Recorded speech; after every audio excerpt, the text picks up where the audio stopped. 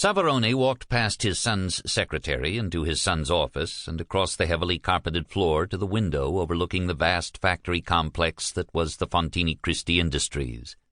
His son, of course, was nowhere to be seen. His son, his eldest son, was rarely in his office. He was rarely in Milan, for that matter. The first son, the heir apparent to all of Fontini Cristi, was incorrigible and arrogant, and far too concerned with his own creature comforts. Vittorio was also brilliant, a far more brilliant man than the father who had trained him, and that fact only served to further infuriate Savarone. A man possessing such gifts had greater responsibilities than other men. He did not settle for the daily accomplishments that came naturally. He did not carouse and whore and gamble at roulette and baccarat, or waste sleepless nights with the naked children of the Mediterranean. Neither did he turn his back on the events that were crippling his country, veering it into chaos. Savarone heard a slight cough behind him and turned. Vittorio's secretary had come into the office. "I've left word for your son at the Borsa Valori. I believe he was to see his broker this afternoon." "You may believe it, but I doubt you'll find it on his calendar." Savarone saw the girl flush. "I apologize. You're not accountable for my son. Although you've probably done so, I suggest you try whatever private numbers he's given you. This is a familiar office to me. I'll wait." He removed his overcoat of light camel's hair and his hat, a Tyrolean of green felt. He threw them on the armchair at the side of the desk. "Yes, sir." The girl left quickly, closing the door behind her. It was a familiar office, thought Fontini Cristi, although it had been necessary to call it to the girl's attention. Until 2 years ago, it had been his. Very little remained of his presence now, only the dark wood paneling. All the furniture had been changed. Vittorio had accepted the 4 walls, nothing else. Savarone sat in the large swivel chair behind the desk. He did not like such chairs. He was too old to let his body be suddenly turned and sprung back by unseen springs and hidden ball bearings.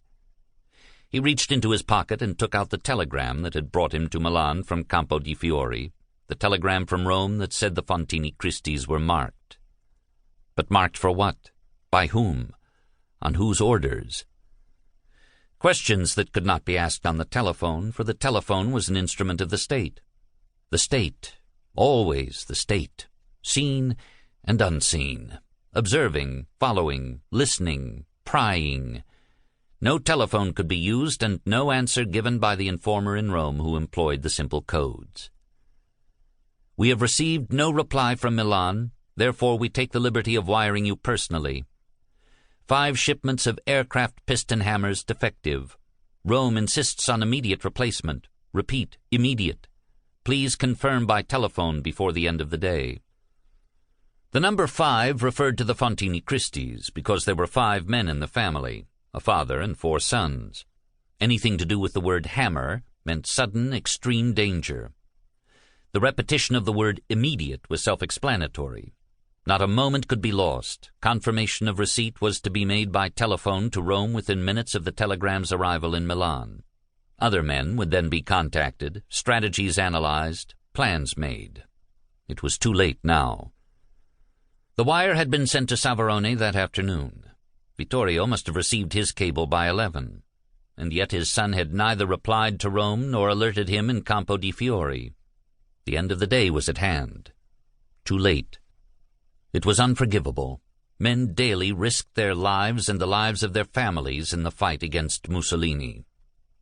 It had not always been so, thought Savarone, as he stared at the office door, hoping that any second the secretary would reappear with news of Vittorio's whereabouts. It had all been very different once. In the beginning, the Fontini Cristis had endorsed Il Duce. The weak, indecisive Emanuele was letting Italy die. Benito Mussolini had offered an alternative.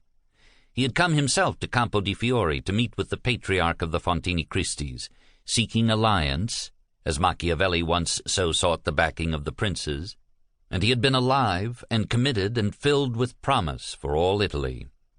That was 16 years ago. Since that time, Mussolini had fed upon his own rhetoric. He had robbed the nation of its right to think, the people of their freedom to choose. He had deceived the aristocrats, used them and denied their common objectives.